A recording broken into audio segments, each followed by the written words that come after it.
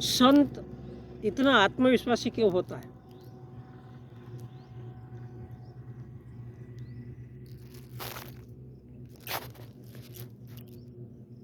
इतना आत्मविश्वास क्यों? क्योंकि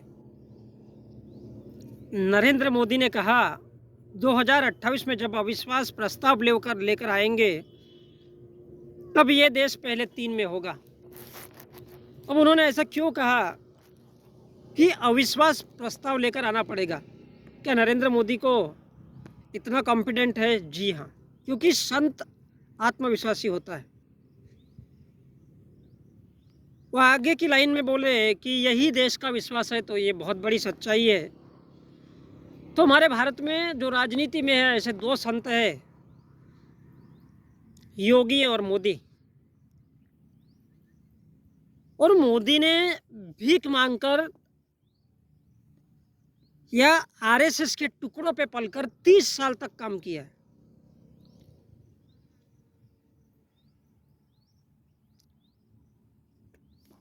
और समझने लायक बात यह है कि आरएसएस ये एक आतंकी संगठन है। तो सोच सकते हैं कि उस संगठन में काम करने के लिए कितना प्रकार से धूम धड़ाका और आतंक को फैलाया होगा नरेंद्र मोदी ने। तभी जाकर के एक ओबीसी के आदमी को आरएसएस ने मौका दिया इस देश का प्रधानमंत्री बनने के लिए, और इसलिए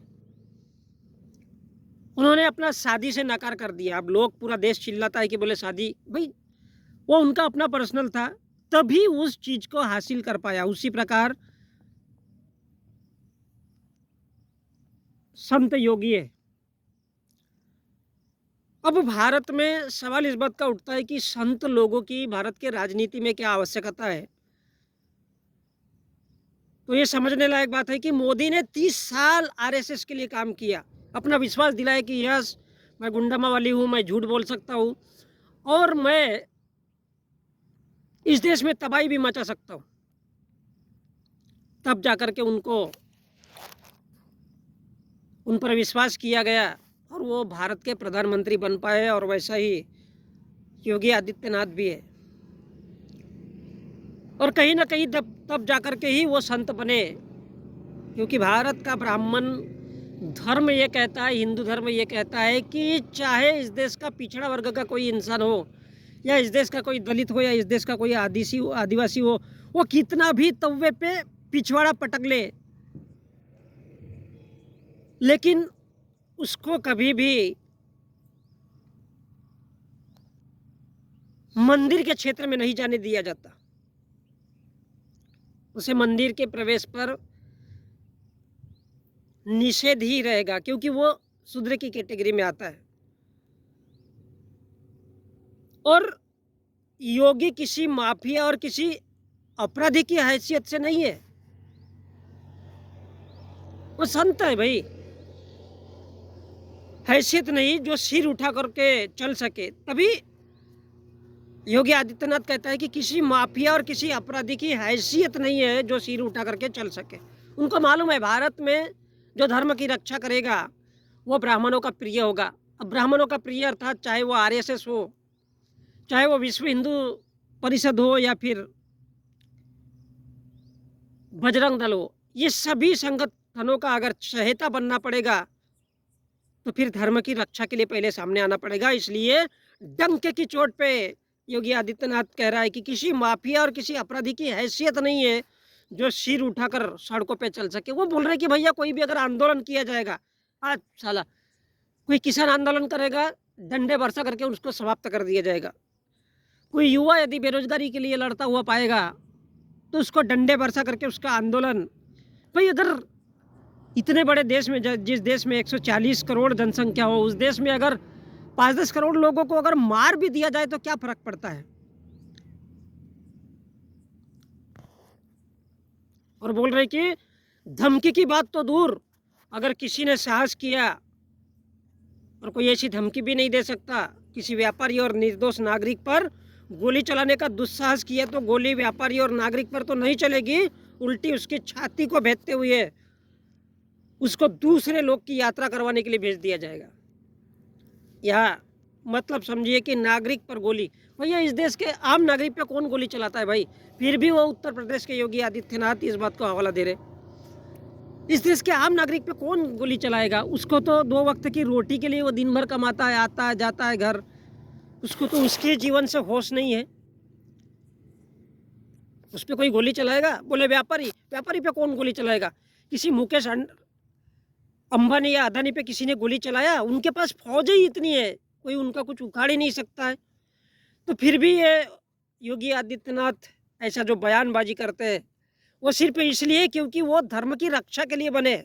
अब इस देश के लोग सोचते हैं कि बोले वो राजनीति में है।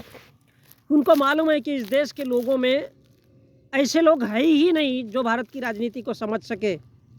तो फिर साधु संतों का आना लाजिमी है, लायक ही नहीं है इस देश में। तो बोले उसको हम उस लोक की यात्रा करवा देंगे। किस लोक की? स्वर्ग, नरक और परलोक। क्योंकि संत हमेशा ही धर्म के लिए काम करता है। अब देखो हमारे देश में किसानों ने आंदोलन किया था, क्या मिला? क्या मिला? संतों का किसान से क्या लेना देना है? संत है भाई, नरेंद्र मोदी हो या आदित्यनाथ योगी हो, वो संत है। किसान हो तो फिर अपने औकात में रहो भाई। संत को धर्म के प्रचार के लिए बनाया जाता है। और संत चाहे बोलेगा भैया धार्मिक बनो, हिंदू बनो, तुम भूख प्यास के लिए पूछोगे, वो बराबर करता है। चला दो इन पे गोली, चला दो इन पे लाठियां, काहे के किसान? तभी तो वो आतंकवादी कहता है। अब किसान कहता है पानी नहीं मिलता, खाद नहीं मिलता, मुआवजा नहीं मिलता। तो भाई साहब, मेरे देश के लोग हो, हम भारत के लोग हो, तुम संतों को खाद पानी मुआवजा मांगोगे तभी तो वो डंडे बरसाता है। मारो डंडे। किसान हो, बेरोजगार हो, रोक दो इनका आंदोलन। अरे भैया वो संत है। 30 साल नरेंद्र मोदी ने इस देश के लिए और इस देश में आरएसएस के लिए काम किया है। क्या करने का? भले उसको उड़ाना है, उसको 10 लोगों को मारना है, उसमें 50 लोगों को मारना है, इसके लिए काम किया भाई। वो आरएसएस का कार्यकर्ता है। इसलिए किसानों का आंदोलन बंद करवा दिया भाई। इस देश का किसान हो या बेरोजगार, उनको क्या घंटा लेना देना है? धार्मिक बनो, धर्म की बात करो। और इसलिए किसानों का आंदोलन बंद कर दिया। संत चाहता है कि मंदिर आओ, पूजा पाठ करो, और अगर ये नहीं कर सकते हो तो आत्महत्या करो। काहे को तुमको नौकरी देंगे भाई? क्या लेना देना संत का नौकरी से? देखा है आज तक के इतिहास में संत कभी किसी को नौकरी देता है? वो तो अपने जैसे संत बनाने पर तुला रहता है। तब जाहिर सी बात है वो बोलेगा मंदिर आओ, पूजा पाठ करो, जितना मिल सकता है उतना देखो, नहीं है तो क्या करो? आत्महत्या करो। अरे हम संत है, भजन करने वाले, कीर्तन करने वाले, यात्रा निकालो भगवान के लिए, हिंदू धर्म के लिए। धर्म की रक्षा करो, हिंदू धर्म की, तभी हम तुम्हारे ऊपर फूल बरसाएंगे। और इसके लिए तुम्हारा 56 इंच का सीना होना जरूरी है। मेरे देश के लोगों, किसानों, युवाओं, बेरोजगारों, जानवरों और सज्जनों, 56 इंच का सीना चाहिए इस बात को समझने के लिए। और साहब इस देश में संतों का होता है, संतों का होता है, वो आत्मविश्वासी होता है। इस देश का बेरोजगार बोलेगा नौकरी चाहिए मेरे को, घंटा नौकरी चाहिए, चल साला मंदिर पूजा कर, मंदिर में नौकरी चाहिए। कौन से भगवान ने कहा है कि किसको नौकरी चाहिए? किसी भगवान ने या किसी ग्रंथ में लिखा है क्या कि किसी को नौकरी देना है? किसी किसान के लिए सोचना है? धर्म सिखाता है? नहीं सिखाता है। और मजदूर देखता है कि साला काम मिलेगा, मजदूरी मिलेगी। अरे भैया संतों से ज्ञान ले लो, जाति नहीं पूछो, ज्ञान ले लो। उपवास कब रखना है, हफ्ते में कितनी बार उपवास रखना है, कौन सा जप करना है, कौन सा तप करना है, कौन सा मंत्र पढ़ना है। और तुम तो बोल रहे हो कि काम चाहिए, मजदूरी चाहिए, मरो ना भूख से। संतों से सवाल करोगे? जिसके खुद खाने और रहने का ठिकाना नहीं होता, ऐसा संत तुमको काम देगा, तुमको मजदूरी देगा, ज्ञान देगा। ज्ञान लेना है तो लो, नहीं तो फुट। उपासना करो, जप करो, तप करो, यज्ञ करो, हवन करो, गंगा स्नान करो। मेरे देश के लोगों, संतों का मजदूरी से और काम देने से क्या लेना देना भाई।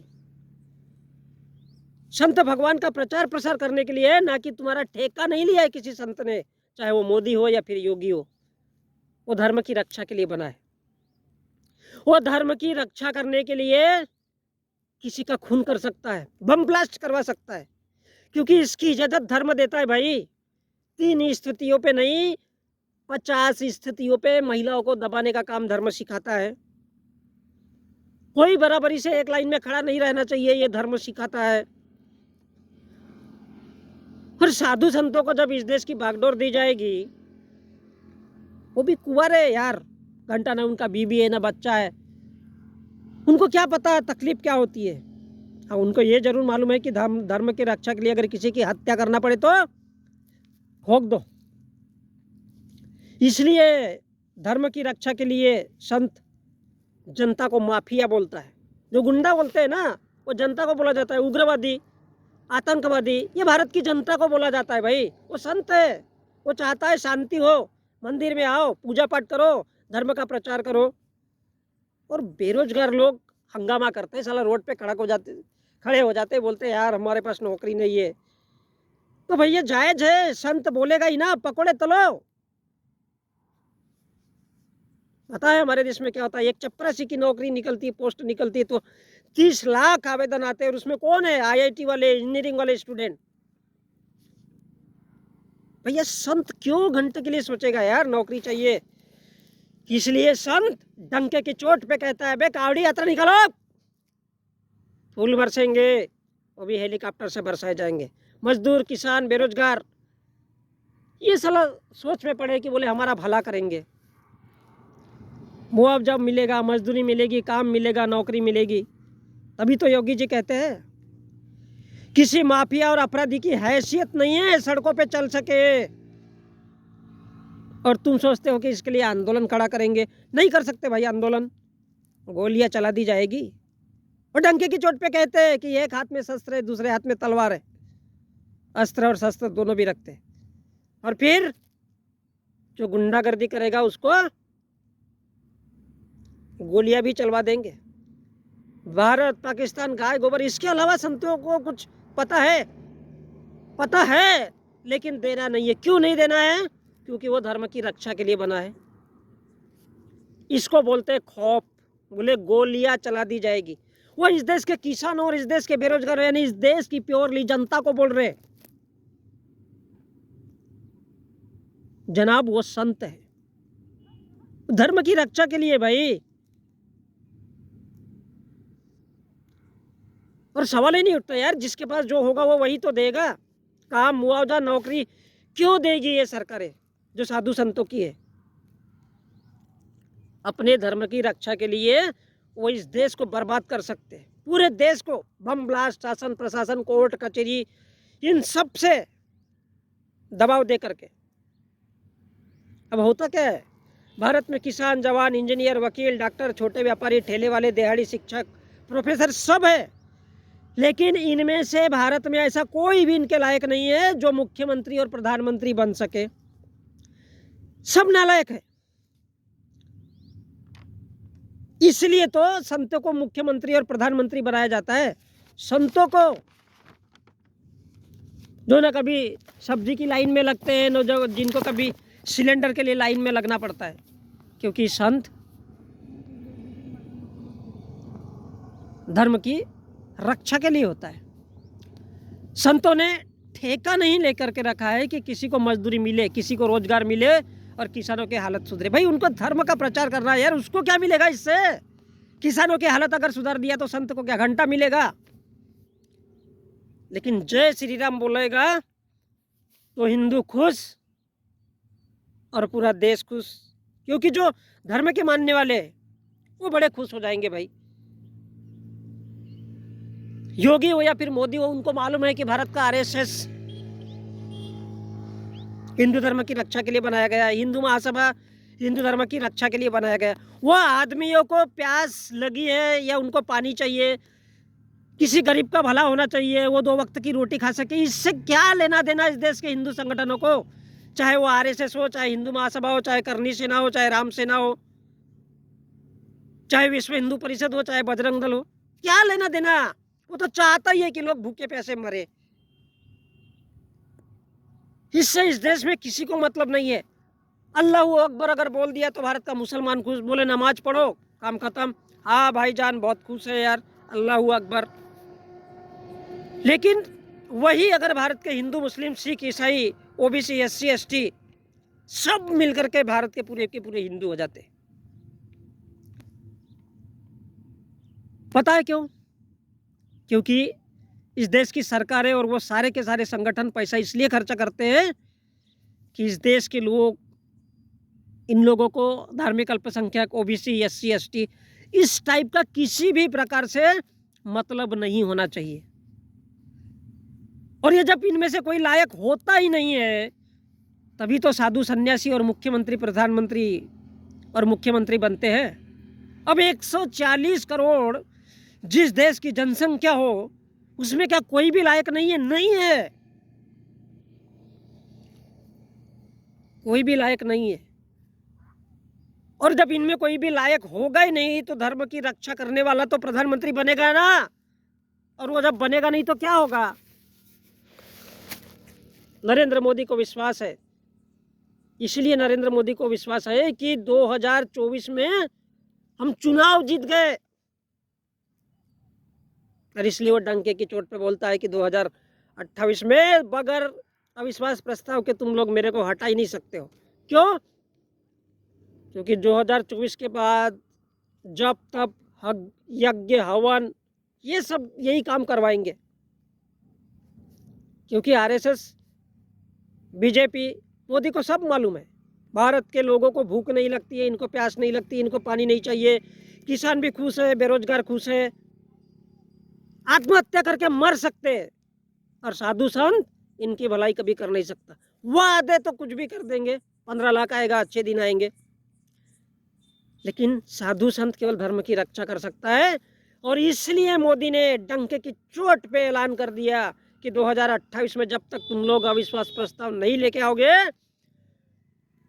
किसी भारतवासी की ताकत नहीं है, या 140 करोड़ लोगों में ऐसा कोई नहीं है जो नरेंद्र मोदी की सरकार को हटा सकता है। इकोनॉमी कैसे 3 में आएगी? भगवत गीता, हिंदी, हिंदू, रामायण का नाम लेंगे और ऐसे मुद्दे उछाले जाएंगे, इंडिया, भारत, तो फिर बोले इस देश का दलित खड़ा होगा जो भारत के संविधान को मानता है।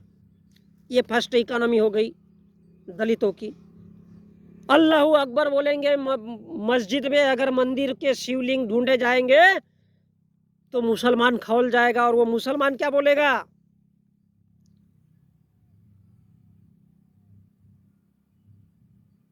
हम हिंदुओं के खिलाफ है। दूसरी इकोनॉमी हो गई। और तीसरी इकोनॉमी होगी, इन सब को आपस में लड़ाओ, मारो, कटवाओ, लड़ाओ और हिंदू धर्म की रक्षा करो। ये भारत 3 इकोनॉमी में डिवाइड हो जाएगा 2028 के बाद। और जब संसद में बोलने ही नहीं दिया जाएगा, चलने ही नहीं दिया जाएगा, तो इमरजेंसी लगाने की आवश्यकता नहीं होगी। भारत का संविधान या कानून किसी भी प्रकार से काम नहीं करेगा। और जब भारत का कानून काम नहीं करेगा, भारत का कानून जब काम नहीं करेगा, संसद काम नहीं करेगा, और इस देश का इनकम टैक्स, ईडी और सीबीआई जब इस देश में लगाई जाएगी, तो अपने आप इस देश से ये समझो कि संविधान किसी काम का नहीं है। और वही शासन चलेगा जिसमें जो बोले सो निहाल, जो बोले सो निहाल। इस देश की सरकार, जैसा उत्तर प्रदेश में बुलडोजर चला करके किसी का भी घर तोड़ा जा सकता है, ऐसे लाखों करोड़ों लोग जहां पर जमा हो, उसमें बम ब्लास्ट करके उनमें धार्मिक दंगों को जन्म दिया जा सकता है। और धार्मिक दंगों के माध्यम से या तो हिंदू बनो या फिर समाप्त हो जाओ।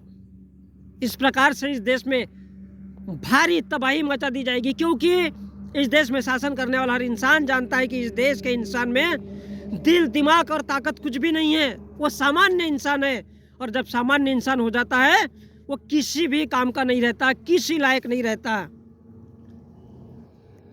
चाहे पूरी तरह से एक मुसलमान की कौम को ही क्यों बर्बाद न कर दिया जाए, चाहे किसी ओबीसी की कौम को ही पूरी तरह से बर्बाद क्यों न कर दिया जाए, जब शासन, सत्ता, प्रशासन, कोर्ट, कचहरी सरकार के लिए काम करना चालू कर दे, और हम देख रहे हैं कि संसद में विपक्ष को बोलने नहीं दिया जाता, इसका अर्थ है भारत में संविधान शून्य हो चुका है। क्योंकि साधु संत जिस देश में प्रधानमंत्री बनेंगे या बनाए जाएंगे, जैसा कि हमारे देश में योगी और मोदी है, तो उनको कानून से क्या लेना देना। वो अपना कानून चलाएंगे, क्योंकि उनको हर हाल में इस देश को हिंदू बनाना है, क्योंकि वो धर्म की रक्षा के लिए बने हुए हैं। यदि वो धर्म की रक्षा नहीं करेंगे तो इस देश के तमाम वो हिंदू संगठन उनको नंगा करके उनका पिछवाड़ा ऐसा सुझाएंगे कि उन साधु संत मुख्यमंत्रियों को उनके माँ बाप जहाँ से पैदा किए वो जगह उनको याद दिलाई जाएगी।